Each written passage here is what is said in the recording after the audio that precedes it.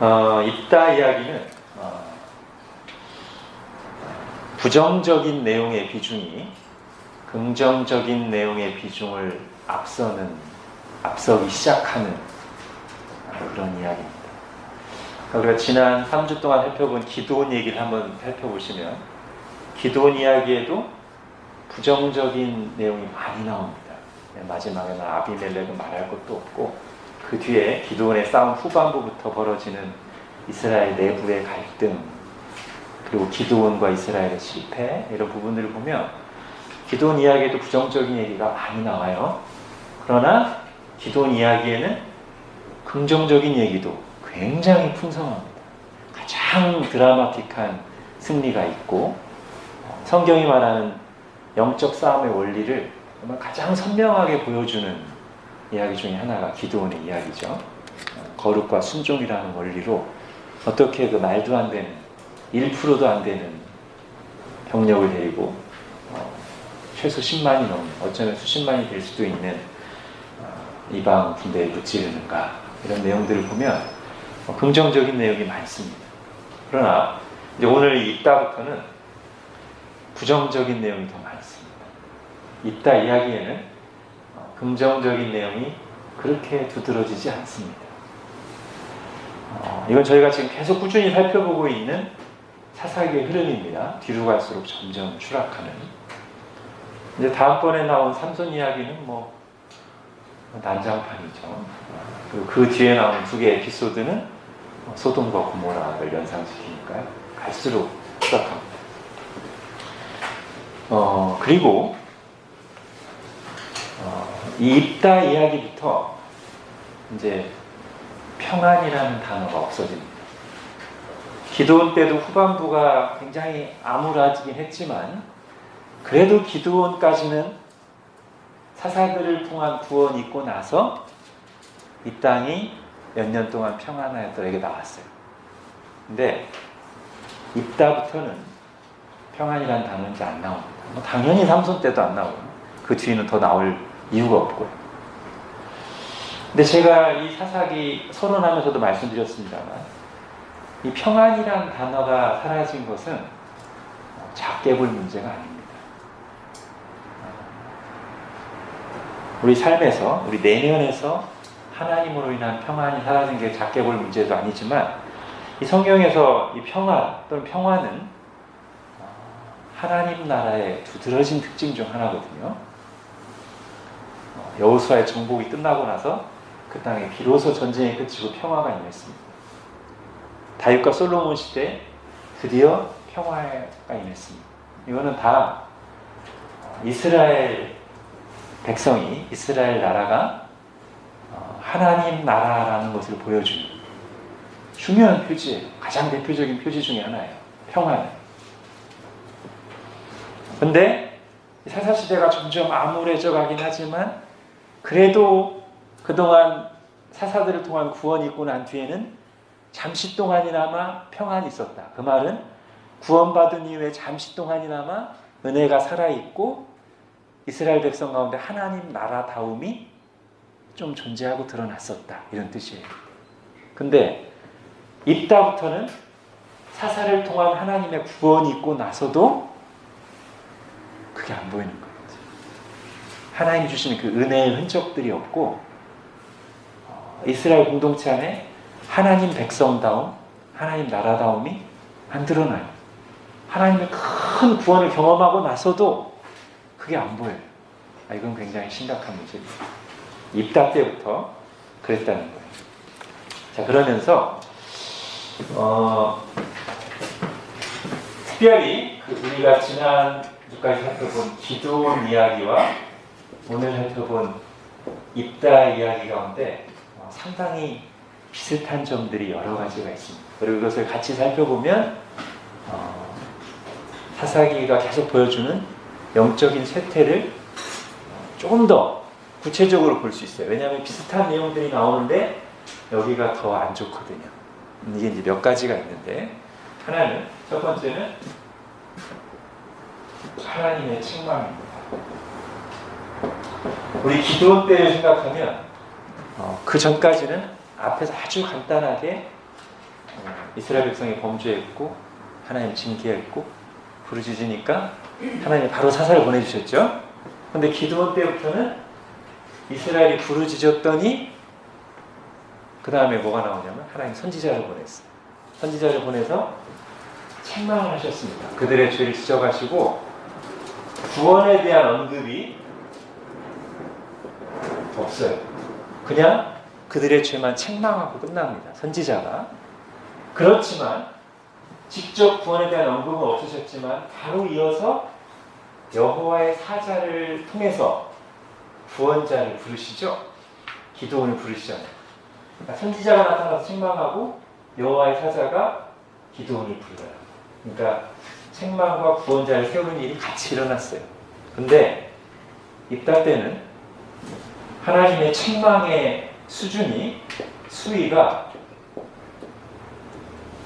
훨씬 높아요. 이따가 첫 번째 문제에서 자세히 하겠지만 책망의 수위가 내가 다시는 너희들을 구원하지 않겠다. 자, 그러니까 기도원 때는 구원에 대한 언급 자체가 없었어요. 근데 입답 때는 구원에 대한 언급이 있어요. 뭐라고 하세요? 다시는 구원하지 않겠다. 이런 언급이 있어요. 그러니까 똑같이 책망하지만 훨씬 더 수위가 높아졌어요. 그리고 사사를 세우는 장면도 안 나와요. 입답 때는. 나중에 이제 모든 게 다 정리되고 나서 입다가 싸우러 나갈 때 하나님의 영이 임하시긴 해요. 그렇지만 기도원 때처럼 하나님이 직접 입다를 사사로 언급하시는 임명하시는 장면이 없습니다.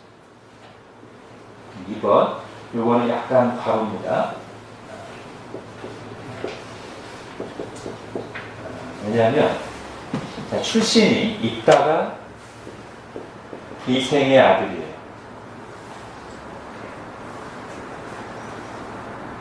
그리고 아주 미천한 출신이죠. 잡류들이라고 성경에 되어 있는데 건달들이죠. 불량배들과 어울리는 사람이에요. 기드온도 스스로를 우리 요아스 집안 아주 작은 집안이고 나는 작은 자인데 스스로 작은 자라고 언급을 해요. 근데 잘 보면 기드온과 입다보다는 입다는 누구랑 더 비슷하냐면 누구랑 비슷하죠? 네, 그렇죠. 아비멜렉하고 더 비슷해요. 아비멜렉이 첩의 아들이고 아비멜렉도 나중에 이 잡류들을 끌어모아서 왕노릇 하잖아요. 아무튼 그런 통점이 있어요. 근데 약간 애매해서 제가 이렇게 가로를 하고 있고요. 세 번째는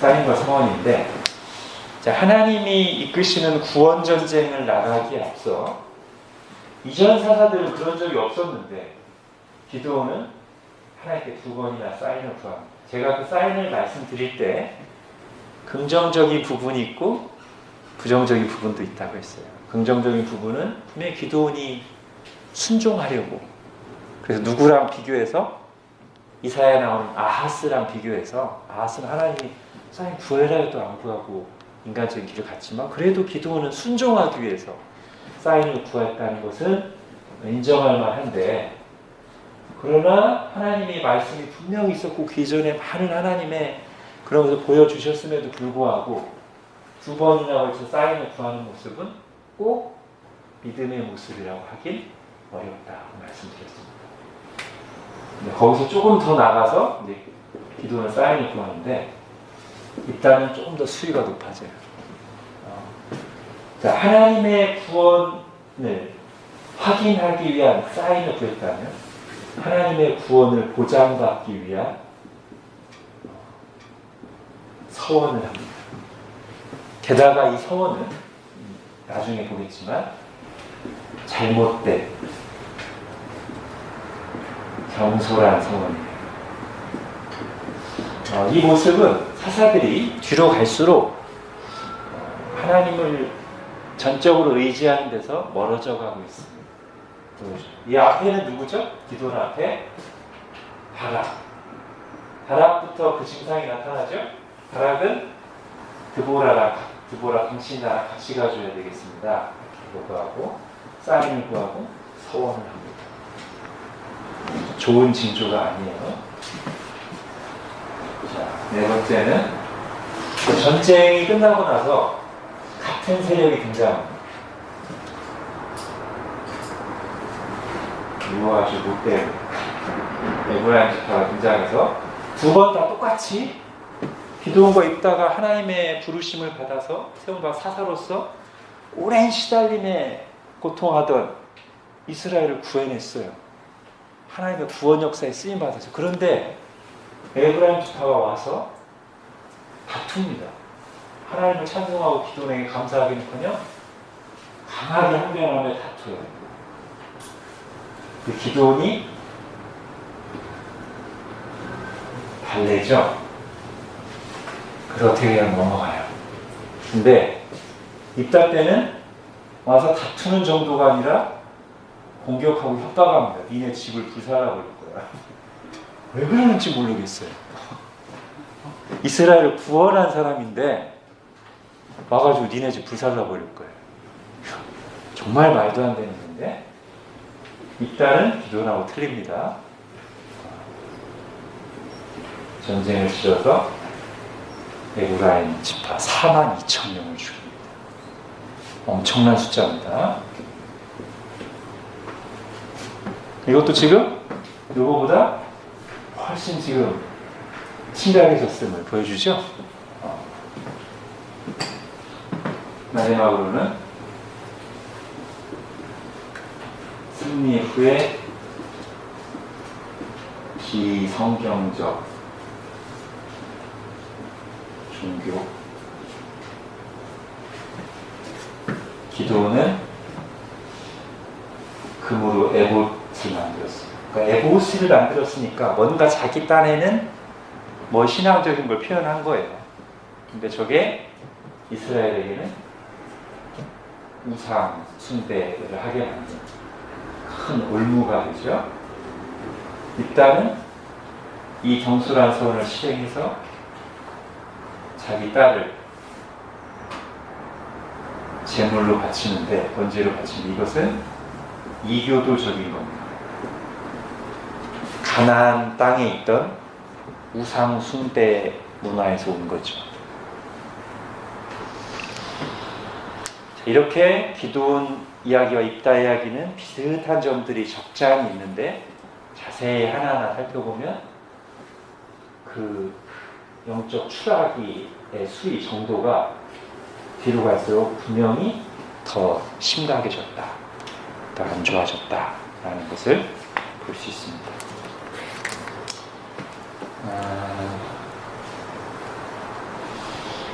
그래서 이건 우리에게 이제 뭘 생각하게 하냐면, 입다까지 올 동안 계속해서 많은 고난과 구원을 경험했습니다. 이스라엘이.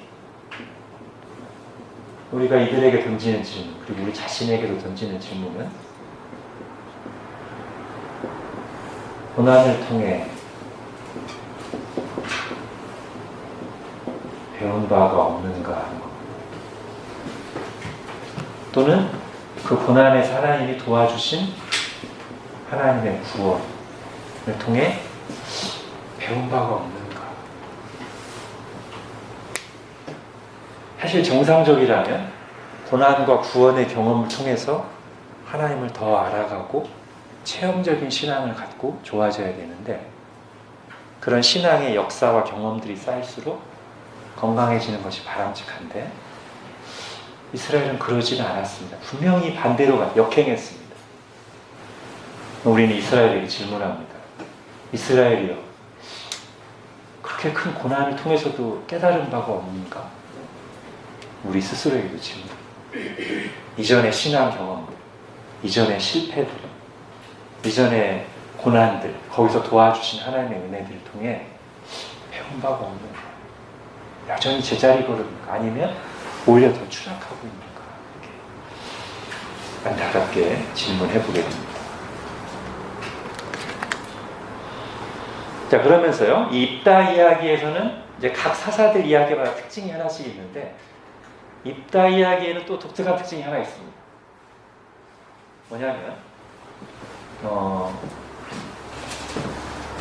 기본적인 그 이야기의 그 전개가 잘 보시면 사건보다는 대화가 중심이 돼서 이야기가 흘러갑니다. 여러분 한번 본문 구조를 보세요. 거기 교재. 본문 구조가 딱 이런 식으로 선명하게 나타납니다.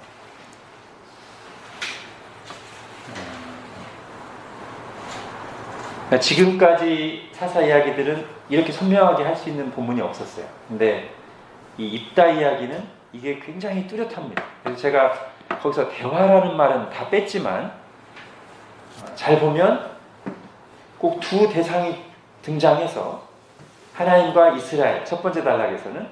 근데 거기서 하나님과 이스라엘의 대화가 이 본문에서 중심이에요. 두 번째도 입다와 이스라엘이 등장하는데 입다와 이스라엘 사이에 주고받은 대화가 중요한 부분이에요. 다 그래요. 입다와 암몬 왕 사이에도 길게 사자를 통해서 말이 오갑니다.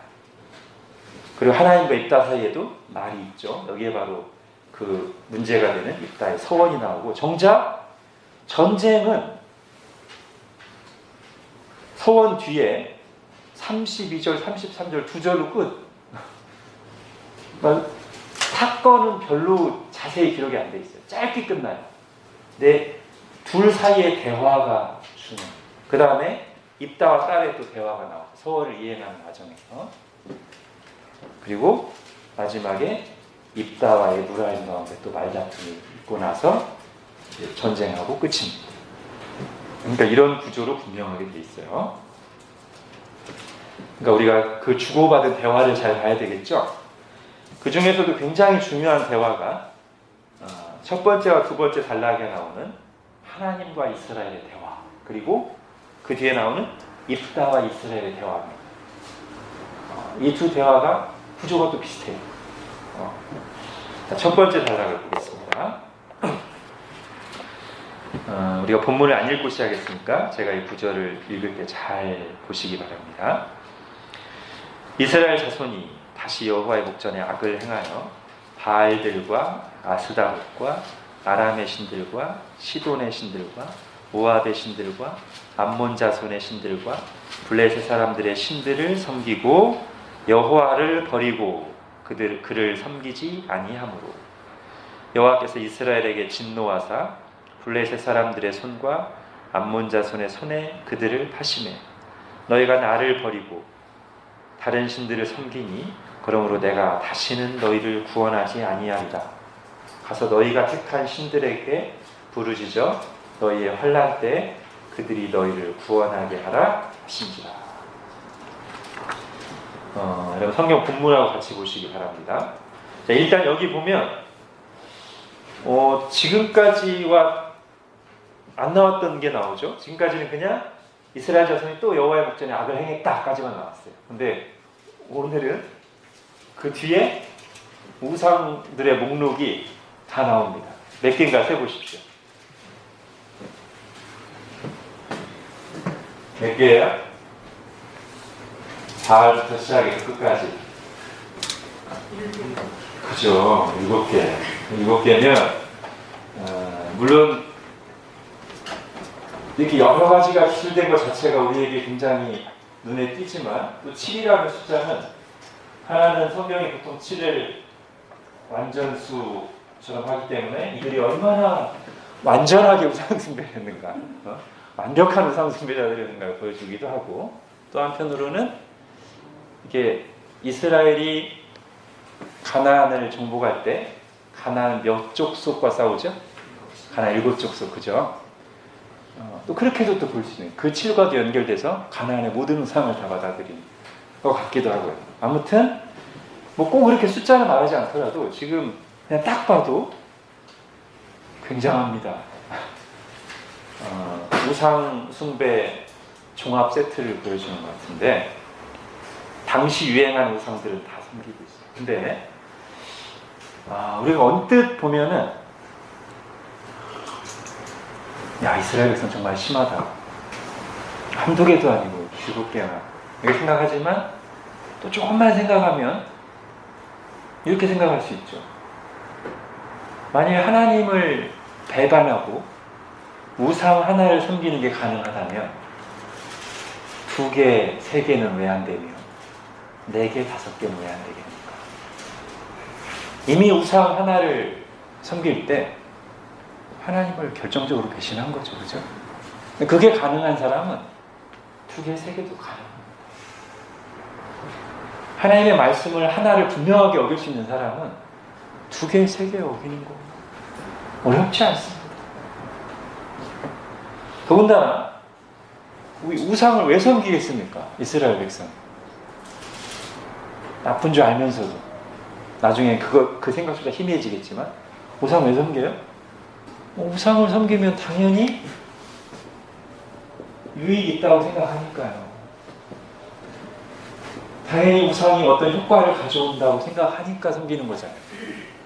괜히 힘든데 막 내가 섬겨야 될 우상들 여러 개 두는 게 아니고 이거 내가 투자한 만큼, 우상 세운 만큼, 우상에게 정성을 들인 만큼 나한테 유익이 있다고, 효과가 있다고 생각하니까 하나님 말씀이 안 맞는 줄 알면서도 하는 거 아니겠어요? 그죠?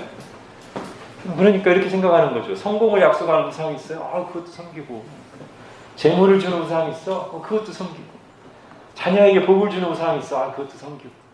건강에 좋은 우상이 있어? 그것도 섬기고. 쾌락을 주는 우상이 있어? 그것도 섬기고. 그렇게 하는 거죠. 그죠? 네, 적용해보면 우리한테 세상에서 성공하고 내가 원하는 것을 얻기 위해서라면 하나님의 말씀에 어긋나는 온갖 세상적인 행동들과 방법들을 가리지 않고 하는 거. 처음에 하나 할 때는 두렵고 떨렸는데 뭐 이것도 했는데 이것도 하지 뭐 이것도 뇌물을 주고 받기도 하고 주일 예배 빠지고 놀러 가기도 하고 건강과 미용이 좋다고 하면 요가도 하고 아무렇지 않게 성형도 하고 세상에서 이게 유행이라고 하면 하나 뜻 안 만나면 생각 안 하고 그냥 따라하고 욜로 라이프가 유행이라고 하면 또 거기 동조하고 어떤 부적이나 스티커를 붙이면 행운이 온다고 하면 또 그것도 해보고 그죠? 제가 이번에 중국에 가서 대부분은 제가 은혜와 도전을 받았는데 좀 실망한 게 하나 있습니다. 중국 사람들이 뭘 많이 붙여요. 대문마다 막 복자 막 붙이고 막 빨간 거 붙이고 많이 붙이거든요. 근데 딱 보니까 차에 아마 중국 가서 보신 분들도 있을 거예요. 차에 이게 백미러가 있고 차 바퀴나 백미러에 빨간색으로 뭐 다 내놨어요. 이렇게 내놨어요. 여기에 내있기도 하고 거기에 글씨가 써있기도 하고요. 왜 해놨을까요? 그냥 딱 보면 알죠, 그죠? 저게 뭔가 행운을 주고 안전을 주고 잘 될 거라고 생각해서 해놓은 거예요. 보통 중국은 차를 아예 팔 때부터 저렇게 묶여서 나온다고 하는 말도 있더라고요. 근데 그리스도인한테는 안 맞잖아요, 이게. 근데 저를 숙소부터 강의실까지 계속 태워주고 강의도 듣는 저보다 1살 어린 그 형제도 이게 있더라고요. 잘 보니까 멀리서 강의를 들으러 오느라고 조그만 이렇게 오토바이 같은 걸 잘 타고 오는 분들도 또 이게 있어요. 그래서 제가 어느 성경의 어느 부분을 강의하다가 그 부분이겠네요. 데살로니가 전서니까 어떻게 우상을 버리고 살아계신 하나님께로 돌아왔는지 이 부분 할 때 했습니다, 이 얘기를. 저를 태우고 다니는 형제와 눈이 마주쳤는데 그래도 했습니다. 그런데 그분들도 인정을 하더라고. 이거 왜 하는 거냐 내가 물어봤어요. 이거 왜 하는 겁니까? 했더니 어쩌게 웃으면서 이거 저거 하면 뭐 좋은 일이 생긴다고 하는 거야. 그리스도님 하지 말아야죠. 우리는 하나님이 우리 인생을 다스리는 것을 믿지 뭐 묶어놨나 뭐 하는 거에 따라서 우리 생사화복이 달리지 않는 걸 믿는 사람들인데 이거 안 해야지. 제가 좀 세게 얘기했습니다. 근데 그게 강의 첫날인가 둘째 날 얘기한 건데 끝까지 아무도 안 풀더라고요. 굉장히 헌신된 사람들인데, 뜨겁게 찬양하는 사람들인데 요거 하나를 못 풀더라고요. 우리한테도 그런 게 있을 수 있어요. 그죠? 뭔가 다른 사람을 볼 때 대수롭지 않은데, 그리고 사실 정말 하나님을 믿으면 안 하는 게 맞는데 거기서는 조금의 유익 때문에 아니면 뭐 불편함이 올까봐 계속 그거를 붙잡고. 여러분, 제가 아까 들었던 그 아주 구체적인 예들이 지금 10장 6절 그 내용 그거예요. 이스라엘 자손들이 바알들과 아스다롯과 아람의 신들과 시돈의 신들과 모압의 신들과 암몬 자손의 신들과 블레셋 사람들 신들, 이게 다 그거예요. 우리한테 적용하면. 그죠? 다른 얘기처럼 생각하면서 이스라엘 백성들이 어떻게 저랬지 라고 하면서 우리에게 적용이 안 되면 안 됩니다. 이게 다 그 얘기입니다. 결국은 나에게 뭔가 유익을 주고 딴 사람들이 효과가 있다고 말하고, 그러니까 우리가 계속 붙잡고 있는 거. 하나님 앞에 정직하게 생각하면 아닌 줄 알면서도. 그죠? 자, 어쨌든 이렇게 우상을 많이 섬기니까 하나님이 징계를 내리시는데, 이거는 조금 이 상황을 이해하기 위해서 오랜만에 제가 지도로 설명하겠습니다. 이스라엘이 여기가 갈멜산 있는 데고, 갈멜산 여기서 갈릴리 호수, 요단강, 사해 이런 식으로 되죠.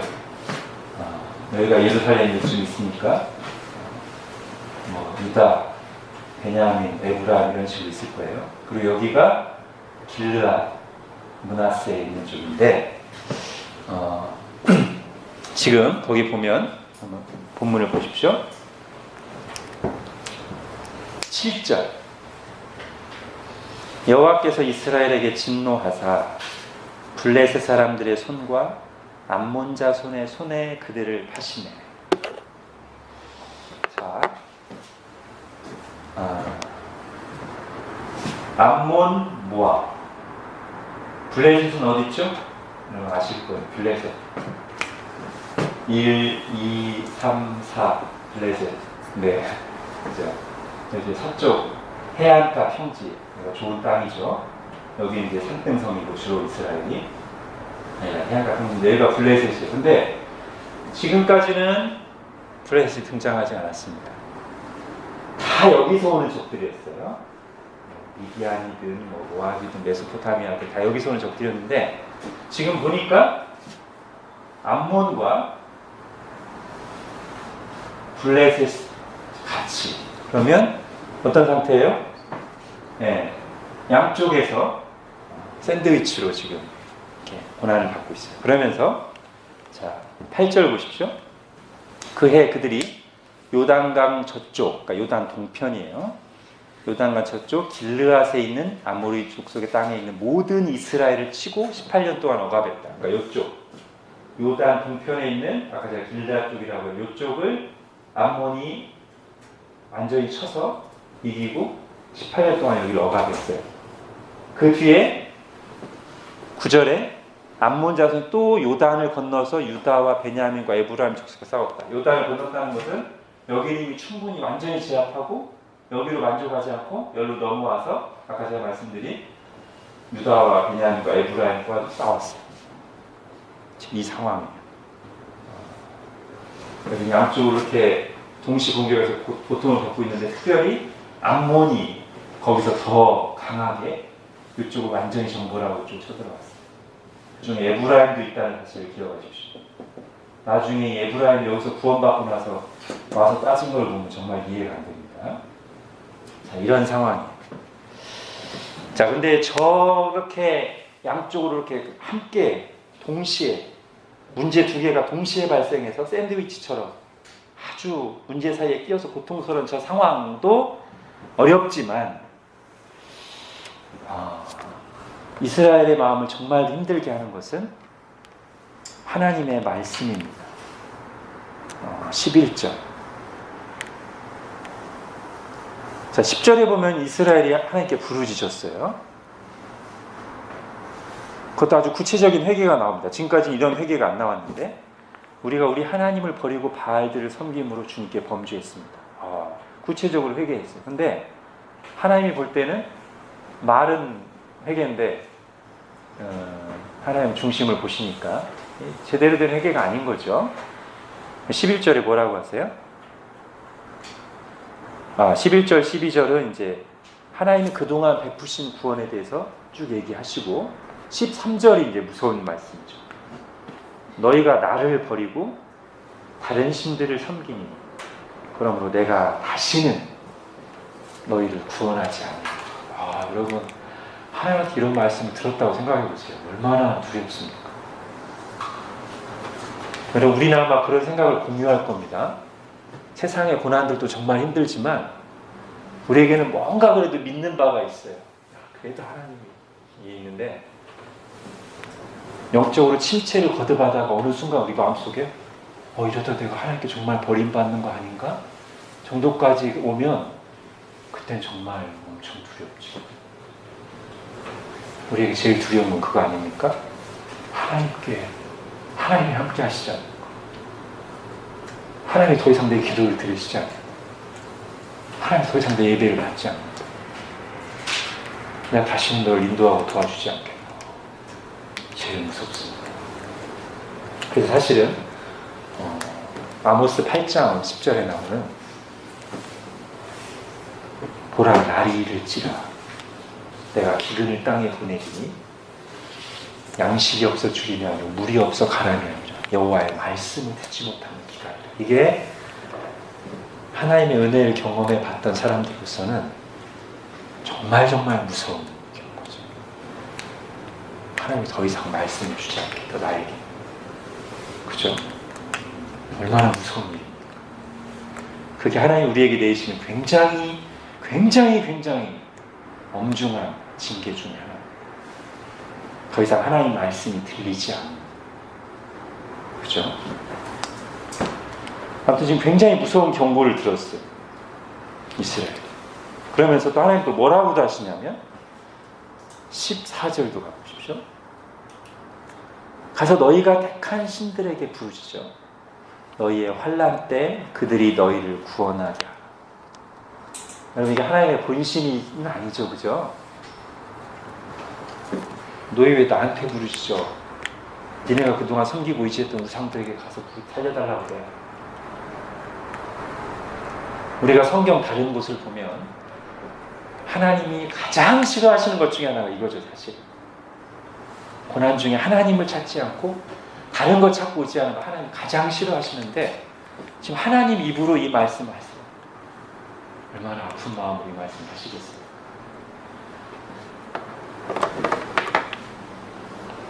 자, 하나님의 진짜 마음이 들어가는 곳 한번 찾아볼까요? 여러분 이미 아시겠지만 시편 50편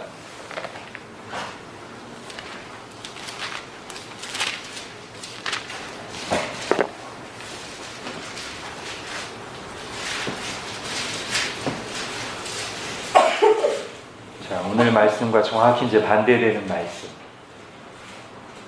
시편 50편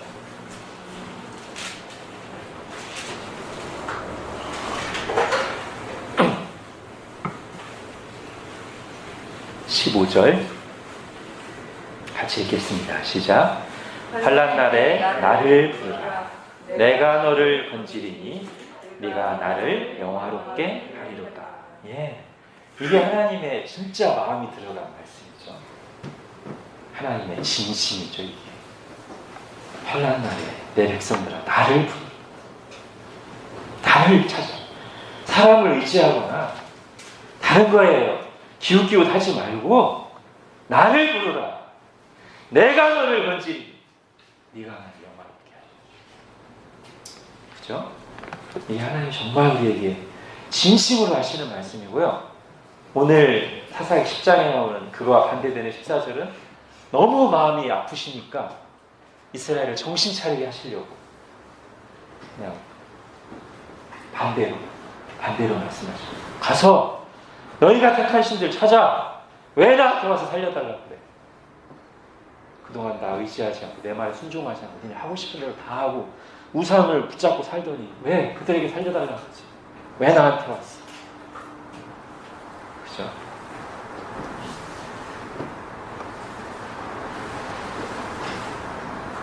하나님의 이런 아주 강한 책망, 무서운 책망이, 그리고 실제로 즉각적으로 도와주시지 않는 거죠. 지금 이스라엘 지금 하루하루가 괴롭고 살려달라고 하는데 하나님이 오히려 도와주시는 거냐, 강하게 책망하고 안 도와줘. 그리고 계속 고난을 지금 놔두고 계세요. 자, 그랬더니 어떤 반응이 나오냐면 15절 이스라엘 반응을 보십시오. 이스라엘 자손이 여호와께 여쭈되 우리가 범죄하였사오니 주께서 보시기에 좋은 대로 우리에게 행하시려니와 오직 주께 구하옵나니 오늘 우리를 건져내옵소서. 제가 좀 풀어서 하면 이겁니다. 주님, 모든 것 다 하나님 뜻대로 하겠으니 이번만 살려주십시오. 그죠? 하나님 뜻대로 다 하세요. 하나님 뜻대로 하는 대로 다 할게요. 이번만 살려주십시오. 이거예요. 별로 진정성이 없죠? 여기까지만 보면.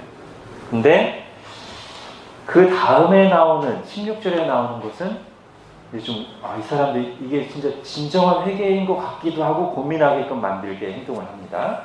16절 자기 가운데서 이방신들을 제하여 버리고 여호와를 섬기매. 말만 한 게 아니고, 말로만 회개한 게 아니고 16절에 보니까 행동으로까지 옮겼어요. 자, 저는 이것을 이제 하나님의 반응과 같이 묶어서 이렇게 생각해 보겠습니다. 아까 하나님이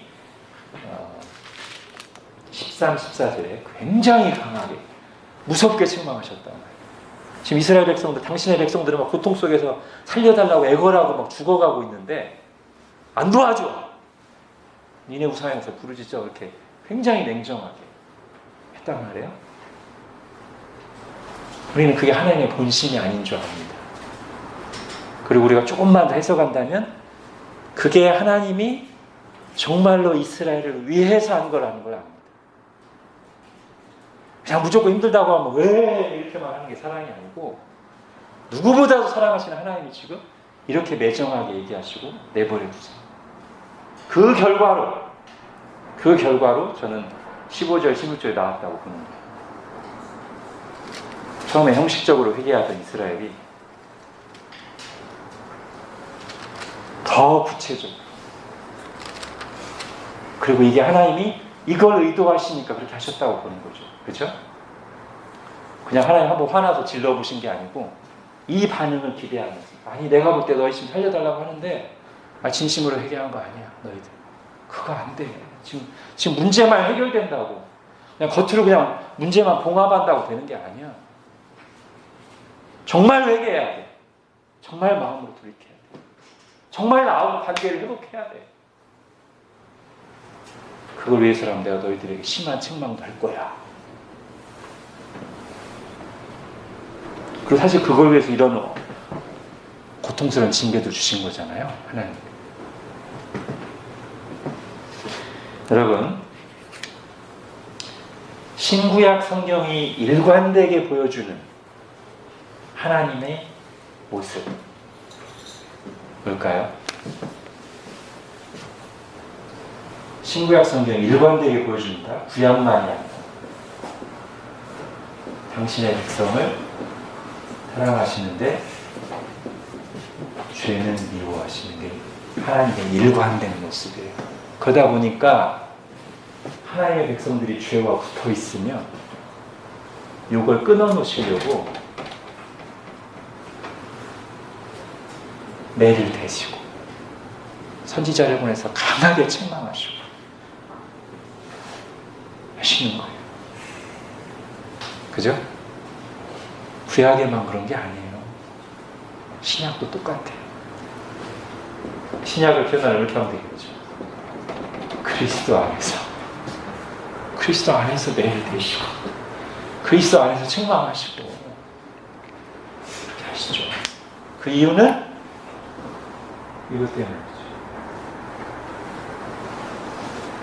지금 이스라엘에게 그러고 계세요. 아주 강하게. 그리고 이렇게 강하게 할 수밖에 없을 만큼 이스라엘의 죄에 앞된 상태, 영적 상태가 아주 심각해요. 그냥 좋은 말 몇 마디로 해결될 수 있는 상태가 아니에요. 이스라엘. 강한 처방이 필요해요. 그래서 하나님 그렇게 하시는 거예요. 자, 히브리서 12장을 한번 찾아보겠습니다. 이게 구약만이 아니라 신약에서 똑같이 얘기하고 있는 거라는 걸 밝히 보기 위해 히브리서 12장.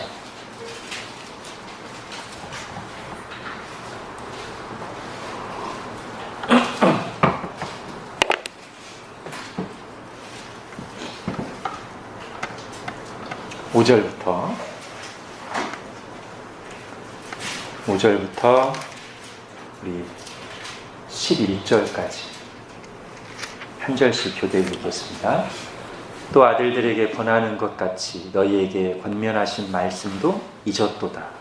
일러스되 내 아들아 주의 징계하심을 경히 여기지 말며 그에게 꾸지람을 받을 때 낙심하지 말라. 주께서 사랑하시는 자를 지혜하시고 그가 받아들이시는 너희가 참음은 징계를 받기 위함이라. 하나님의 아들과 같이 너희를 대우하시나니 어찌 아버지가 징계하지 않는 아들이 있으리요. 징계를 다 받을 것이거늘 너희에게 없으면 사생자요 친한 일이 아니니라. 또 우리 육신의 아버지가 우리를 징계하여도 공경하였거든 하물며 모든 영의 아버지께 더욱 복종하며 살려하지 않겠느냐. 그는 잠시 자기의 뜻대로 우리를 징계하였거니와 오직 하나님은 우리의 유익을 위하여 그의 용서심에 참여하게 하셨습니다. 같이요. 물은 징계가 당시에는 즐거워 보이지 않고 슬퍼 보이나 후에 그로 말미암아 연단받은 자들은 의와 평강의 열매를 맺느니라. 아멘. 예. 이게 구약에서 우리가 하나님이 이스라엘을 다루시는 모습을 계속 보는 것이고 그것을 지금 히브리서가 우리에게도 신약 백성인 우리에게도 똑같이 적용하고 있습니다. 어찌 아버지가 징계하지 않는 아들이 있을까?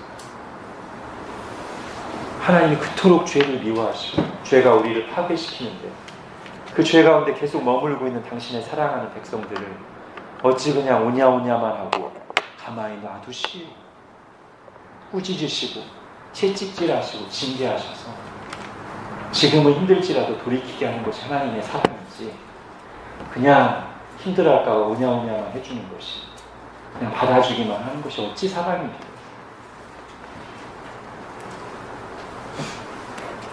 오히려 그렇게 계속 받아주기만 하는 것은 그 사람이 계속 죄를 짓게끔 도와주는 것일 수 있습니다.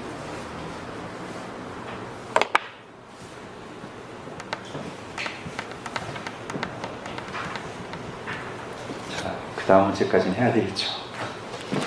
하나만 하고 끝나면 너무 조금이고. 자, 지금까지가 이제 하나님과 이스라엘의 대화였습니다. 그 다음은 입다와 이스라엘의 대화입니다. 제가 또 읽을게요. 길르앗 사람 입다는 큰 용사였으니 기생이 길르앗에서 낳은 아들이었고 이에 입다가 그의 형제들을 피해 독당에 거주하며 잡류가 그에게로 모여와서 그와 함께 출입하였더라. 길르앗 장로들이 입다에게 이르되 이제 우리가 당신을 찾아온 것은 우리와 함께 가서 암몬 자손과 싸우게 하려 함이니 그리하면 당신이 우리 길르앗 모든 주민의 머리가 되리라 하며 이에 입다가 길르앗 장로들과 함께 가니 백성이 그를 자기들의 머리와 장관을 삼은지라. 입다가 미스바에서 자기 일을 다 여호와 앞에 아뢰니라. 자, 부분 가져왔습니다만 자, 입다는 어떤 사람인가? 아까 앞에서 한 것처럼 몇 가지 정보를 찾을 수 있는데 맨 앞에 나온 게 뭐죠? 큰 용사, 그죠? 하나님이 기도를 부르실 때도 저런 표현을 썼는데 큰 용사여도 여호와 앞에 너와 함께 할게 했는데 지금 입다도 큰 용사로 나오고요. 기도는 사실 하나님이 큰 용사라고 불렀지만 잘 보면 조금 겁이 많고 하나님이 함께 하시니까 큰 용사인 거지. 기도원 자신은 그렇게 막 용기 있고 영웅 스타일이 아니에요. 그죠? 근데 입다는 원래 이런 스타일 같습니다. 근데 문제는 기생의 아들이라는 것이고, 나중에 자기 본가에서 쫓겨나서, 자기 마을에서 쫓겨나서 복당이라는 곳에 가서 잡류들과 어울려서 우두머리 역할을 해요. 말하자면 건달 두모죠. 그러면서 세력을 떨치고 있었습니다. 근데 지금 우리가 읽은 부분에서 잘 안 나옵니다만, 나중에 이스라엘 장로들이 찾아왔을 때, 입다에게 도와달라고 찾아왔을 때, 입다가 이스라엘 장로들과 주고받은 대화와 행동을 보면, 그리고 이제 이스라엘의 우두머리가 돼서 암몬 왕과 주고받은 대화를 보면, 입다가 그냥 건달두목이 아닙니다. 상당한 정치적인 식견을 가지고 있고 성경 지식도 많이 합니다.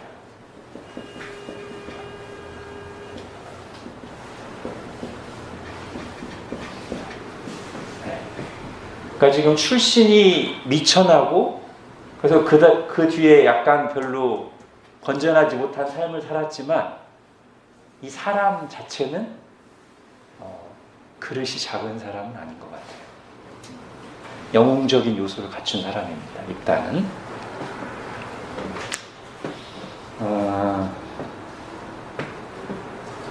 자, 근데 이제 쫓겨났던 입다가 어떻게 이스라엘의 구원자와 우두머리로가 되는가?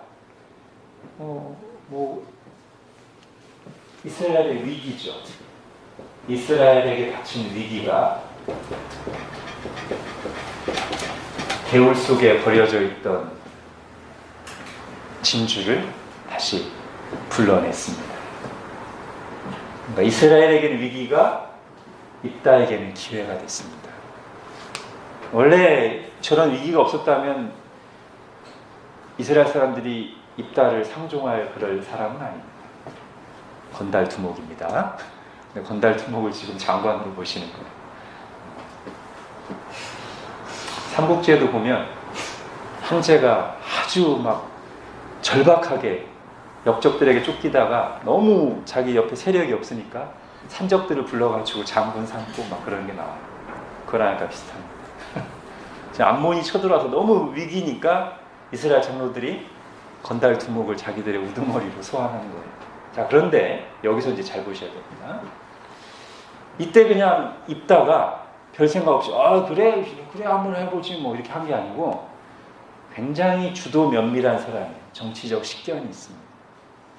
성경 지식이 있습니다. 그래서 지금 이스라엘 장로들은 지금 그냥 어려우니까 그냥 급한 대로 저 건달두목 불러다가 어떻게 어려움 타게 보려고 한 건데, 입다는 다 보고 있는 거예요. 내가 그렇게 지금 어려울 때 잠깐 불려가서 이용만 당하고 토사구팽 당할 줄 알아? 노 거절해요. 너희들이 날 쫓아내지 않아. 너 왜 도와달라고 하냐? 한번 거절하니까 이스라엘 장로들이 더 간곡하고 구체적으로 부탁합니다.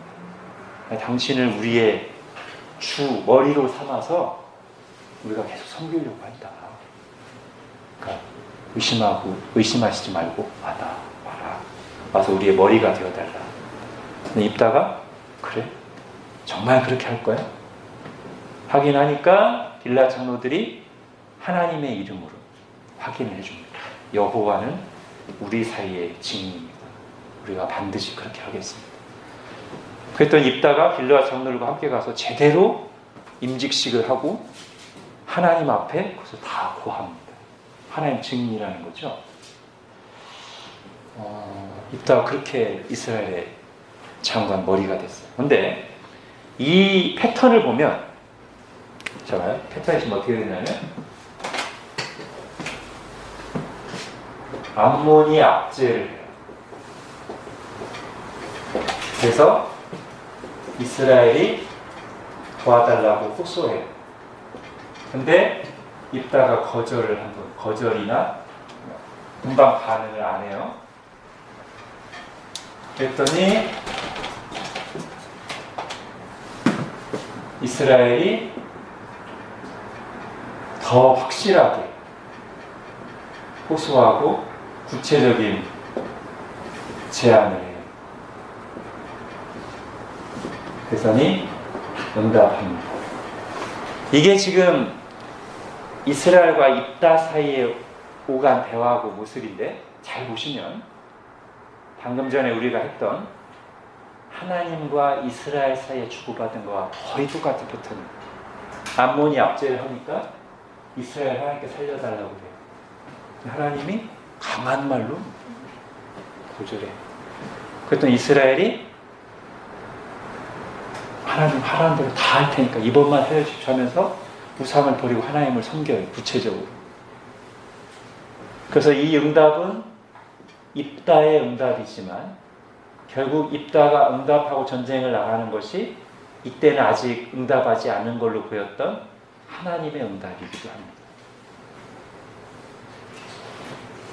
그러면 하나님과 입다가 보여준 이 모습, 왜 그랬는지가 아까 제가 입다를 얘기할 때 이스라엘이 지금 어려우니까 그냥 잠깐 입다를 이용하고 토사구팽하려고 생각하는 것을 입다가 꿰뚫어보고 난 그렇게는 안 해. 나는 이렇게 이용만 당하고 끝날 그런 사람 되고 싶지는 않아. 그러면서 구체적으로 그렇게 되잖아요. 하나님도 똑같아. 하나님도. 내가 니네 문제 해결에만 이용되고서 또 너희가 등 돌리고 마는 그런 존재가 난 되고 싶지 않아. 지금 입다가 요구하는 게 뭐냐면 문제 해결에만 이용하고 끝이 아니고 나를 정말 너희의 머리로 삼아줄래? 이거잖아요. 하나님이 우리에게 말씀하시는 것도 지금 이 고난 문제, 이 문제 해결에만 이용하고 끝이 아니라 정말 나를 너희의 왕으로 삼아줄래? 이게 하나님이 우리에게 말씀하시는 거예요. 그게 하나님이 정말 원하시는 거예요. 우리와 그런 관계를 정말 하나님을 참되게 예배하고 정말 하나님의 말씀을 진지하게 받고 순종하고 정말 예수를 깊이 생각하는 그런 관계를 하나님 원하시죠. 그게 하나님의 기쁨이고 그게 우리에게도 정말로 복된 길이에요.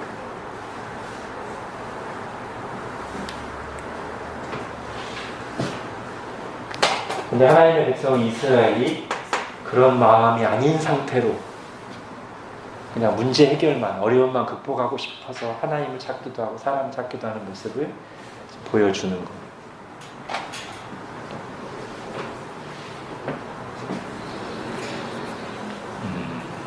우리가 이렇게 해야 되겠죠, 그죠? 정말 하나님을 이용하는 수준에 문제 해결받고 복받는 수준의 그런 관계가 아니라 정말 나의 머리, 나의 마음을 내가 가장 사랑하는 분, 내 모든 삶을 정말 맡기고 헌신할 분 삼아야죠. 그죠?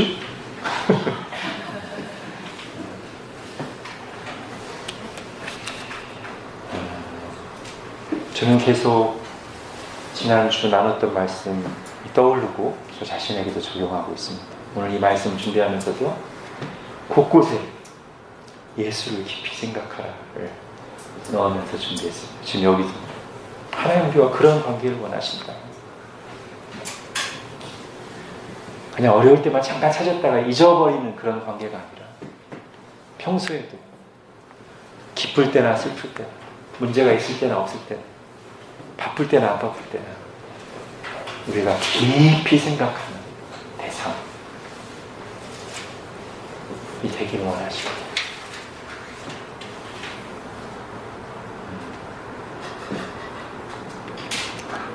이걸 방해하는 여러 가지 우리의 상황들이 늘 우리에게 있을 수 있어요. 그죠? 이렇게 주일날 이런 결단을 하고 다 말씀을 받고 하는데 또 무슨 일이 생기고 또 어떤 안 좋은 소식들이 들리고 자꾸 막 사람에게 마음을 빼앗기려고 하는 그런 상황들이 생길 수 있어요. 그죠? 그때 다시 말씀으로 돌아가서 예수를 깊이 생각하고